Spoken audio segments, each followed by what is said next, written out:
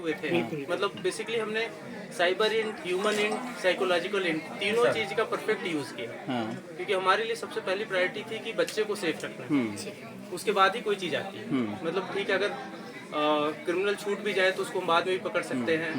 कोई अगर ऐसी चीज हो जाए जिसमें कि ऐसा लगे कि कोई पैसे का भी नुकसान हो जाए तो वो भी एक बार को सेकेंडरी रखा जा सकता है। बट हमारे लिए एक ही प्रायोरिटी थी कि बच्चा किसी भी हाल में सेफ रहे। तो उसी एंगल को लेते हुए अलग अलग जो मैंने जैसे बताया साइबर इंट, ह्यूमन इंट, हमारी जो टीमें थी, क्योंकि ये भी जरूरी था ये दिखाना कि भाई पुलिस को ज़्यादा कुछ नहीं पता है।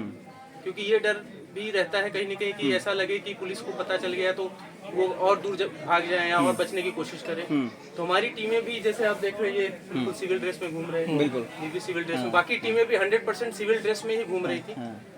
जब हमारे पास जो लोकेशन आ रही थी वो भी पिन पॉइंट नहीं आ रही थी, सी टाइप लोकेशन आ रही थी। इसलिए और शहर में सी टाइप लोकेशन आने का मतलब कि कुछ भी आइडिया नहीं। बट 8-10 टीमें मोटरसाइकिल पे लगातार घूमते हुए अलग अलग जितने भी हमारे लोग थे जो जानकार थे, जितने भी मुखबिर थे या जितने भी संभ्रांत लोग थे, सबसे कोवर्टली सूचना सबको दी गई, सबसे गैदर किया गया। और इस पूरे उसके बाद जब बच्चा मिला तो सबसे बेसिक खुशी यही हुई कि बच्चा मिल गया, सकुशल मिल गया। उससे ज़्यादा कोई खुशी की बात नहीं। और एक तरीके से पर्सनली मुझे भी बहुत ज़्यादा खुशी हुई क्योंकि इससे मतलब हमारी जो एक तरीके से कहा जाए तो पुलिस की नौकरी में एक तरीके की चीज़ है जो किक देती है। हम किसी की लाइफ सेव कर सकते हैं, किसी परिवार को खुशी दे सकते हैं, इससे अच्छी कोई चीज़ हो नहीं सकती है। पूरा शहर विनती दुआ कर रहा था कि बच्चा सकुशल वापस आ जाए। आपने न केवल सकुशल इसको वापस लिखा है और आपने आरोपियों को भी, जहाँ तक मेरी जानकारी है, पकड़ में आया है। आरोपी कौन है, क्या उनकी हिस्ट्री है सर? अब जैसे बच्चा मिला हमें तो हमारे तो सबसे पहला, जैसे मैंने पहले ही कहा कि फोकस ये था कि बच्चा सकुशल रहे। तो मेरे अंदर भी ये जिज्ञासा थी कि एक बार बच्चे से मिला जाए, बच्चे से बात की जाए। अब इसके बाद मैं जाकर के आरोपियों से इंट्रोगेट करूंगा और बाकी चीजें बताऊंगा।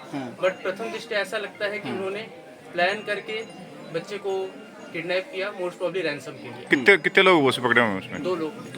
तो बट जैसा मैंने कहा कि मेरी जो क्यूरियोसिटी थी या मेरा जो लक्ष्य था या पूरी पुलिस का लक्ष्य था, पूरे गंगानगर का लक्ष्य था, जैसे आप लोगों ने बताया सभी का ये लक्ष्य था कि बच्चा सकुशल मिले।